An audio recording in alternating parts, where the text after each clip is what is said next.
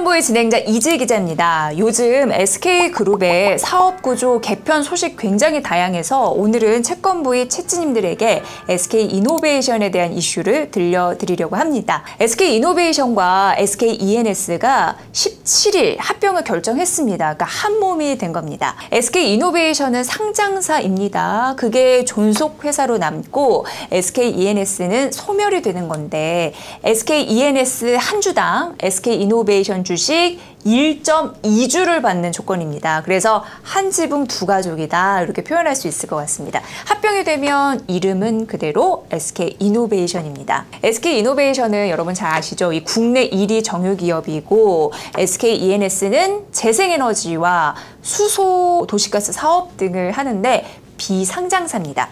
그러니까 두 회사가 이제 합병하면 자산이 무려 106조 원 그리고 매출 88조 원에 달한다고 하는데 이 최대 민간 에너지 회사가 탄생을 하는 겁니다. 전통산업 쪽은 석유 가스고 이제 미래산업은 수소와 암모니아, 2차 전지 이렇게 포트폴리오를 갖추게 되는 겁니다. SKENS는 연간 1조 원이 넘는 영업이익을 내는 곳인데요. 일단 현금이 두둑합니다. 그 3월 말 기준으로 한 3조 이상의 현금을 보유하고 있으니까요. 그 회사 측의 설명을 들어보면 이 둘의 통합 시너지 효과가 연 2조, 한 1,000억 원에 달할 것으로 보더라고요. 근데 SK이노베이션 입장에 사실 나쁠 건 없습니다. 왜냐하면 일단 사업 포트폴리오가 다양해지는데 정유와 석유, 화학뿐만 아니라 LNG, 도시가스, 재생에너지, 배터리, 수소, 액침냉가 이렇게 사업권을 보유하게 되고 여기에 미래에너지 사업으로 통하는 ESS라고 해서 에너지 저장 장치라고 얘기하잖아요. 그리고 SMR, 소형 모듈 원전 쪽 이쪽에도 적극 뛰어들 계획입니다. 그러니까 안정적으로 수익 구조를 가져갈 수도 있는 겁니다. SK이노베이션은 석유와 화학 사업을 하는데 석유 화학 사업이요 원래 수익 변동성이 굉장히 큰 업종인데 도시가스와 또 발전 사업 등 이런 부분이 이제 완화하면서 효과를 기대해 볼 수 있는 거죠. 이전 변동폭이 한 215%였다면 합병 이후는 66%로 줄어든다라는 설명도 있었습니다. 자, 그리고 SKENS가 직도입한 LNG를 사용해서 연료비를 줄일 수 있다라는 이점도 있네요. 자, 잠시 저희가 SK이노베이션 그룹의 구조를 살펴볼게요. SK이노베이션은 9개의 자회사를 거느리고 있는데 SK에너지, SK지오센트리, SK온, SK엠무브, SKI테크놀로지 등입니다. 근데 여기서 살펴볼 기업이 그 SK온입니다. 그 SK온은 그 SK이노베이션의 배터리 제조 자회사인데 여러분 아시다시피 상황이 어렵습니다. 그러니까 SK이노베이션 입장에서는 그 SK온을 지원하느라 정말 허리가 휘고 있거든요. SK이노베이션이 SK온 지분을 거의 90% 정도 보유하고 있어요. 정확히는 89.52%인데 그 배터리 투자를 지원을 해왔습니다. 그 덕분에 사실 SK온은 시설 투자에만 20조 원이 넘는 돈을 투입할 수 있었는데 문제는 돈을 못 버는 기업이라는 거죠. 10개 분기 연속 적자를 내면서 SK이노베이션 입장에서는 재무 부담이 커졌던 게 사실입니다. SK이노베이션 부채를 보면 SK온 출범 전과 비교를 해봐야 되는데 그 2021년과 비교했을 때 2배 이상 불어났습니다. 그래서 사실 SKENS와 합병하면서 SK이노베이션 입장에서는 재무 구조가 크게 개선될 수가 있는 거죠. 근데 이번 합병으로 가장 큰 수혜를 보는 기업이 어딜까요?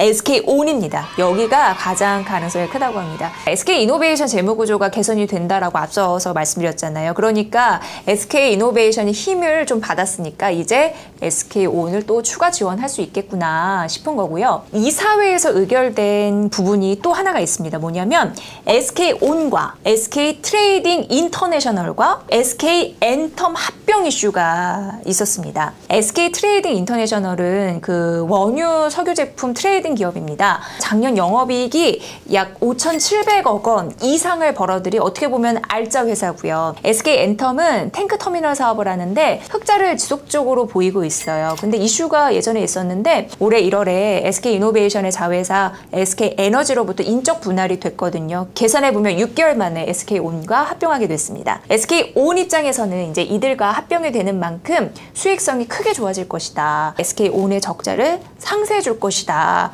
SK온 자체 현금 흐름에 도움이 될 것이다 라는 전망이 나오는 겁니다. SK온은 사실 이제 목표가 있습니다. 뭐냐면 7조 5천억 원이 목표인데 올해 그 캐펙스라고 하잖아요. 그 투자를 이어가겠다라는 방침이 있습니다. 그리고 ESS 사업, 최근에 엄청 부각받고 있는 사업이에요. 에너지 저장 장치. 이 사업도 연내에 진출하겠다라는 목표입니다.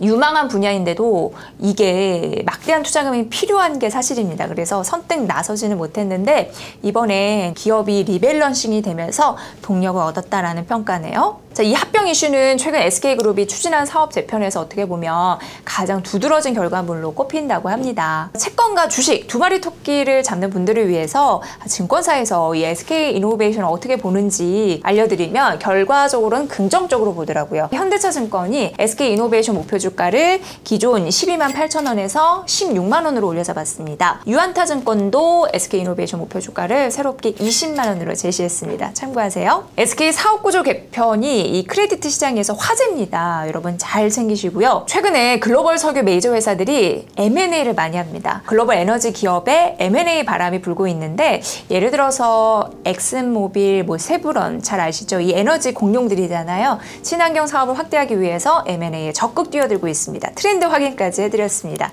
자, 오늘 어떠셨나요? 앞으로 채권 부위에서는 기업 이야기 자주 다뤄드릴게요. 여러분 해피 주말 보내세요.